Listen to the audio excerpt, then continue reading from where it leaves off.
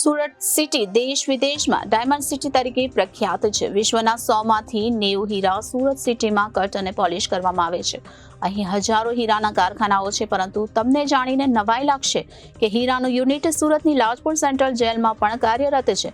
અહીં રત્ન કલાકાર બીજું કોઈ નહીં પણ જેલમાં સજા ભોગવી રહેલા કેદીઓ છે.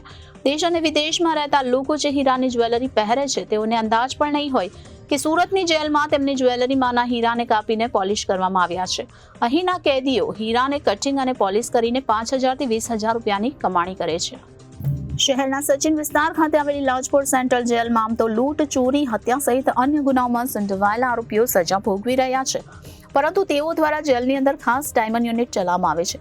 આ યુનિટની ખાસ વાત તો એ છે કે જે લોકો લાલચમાં આવીને એક સમય ચોરી જેવા ગુના આચરી ચૂક્યા છે, તેવા લોકો હવે તેમના હાથથી સૌથી કિંમતી હીરાનું કટિંગ અને પોલિશિંગ કરી રહ્યા છે.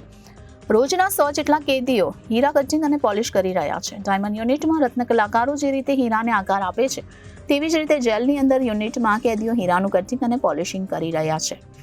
જેલની અંદર સજા ભોગવી રહેલા કેદીઓ જ્યારે જેલથી બહાર નીકળે ત્યારે ગુનાહિત પ્રવૃત્તિથી દૂર રહે અને રોજગારી મેળવી શકે, તે માટે સ્કિલ ડેવલપમેન્ટ જેલની અંદર તમામ કેદીઓ માટે કરવામાં આવે છે. જે હાથ ગુનાહિત પ્રવૃત્તિ કરતા હતા, આજે તે જ હાથ લાખો રૂપિયાના હીરા કટિંગ અને પોલિશિંગ કરી રહ્યા છે. હીરાને આકાર આપી તેઓ પોતાના પરિવારનું ગુજરાન ચલાવી રહ્યા છે.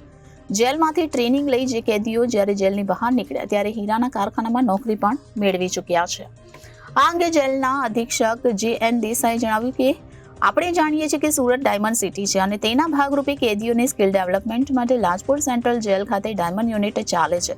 અહીં ડાયમંડ કટિંગ અને પોલિશિંગ કરવામાં આવે છે. અહીં કેદીઓને રોજગારી મળી રહે અને તેઓ પોતાના પરિવારને મદદ કરી શકે.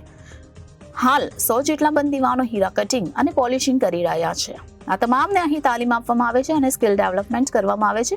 શરૂઆતમાં 5,000 થી લઈ 7,000 અને પછી 20,000 સુધી આ કેદીઓ કમાય છે.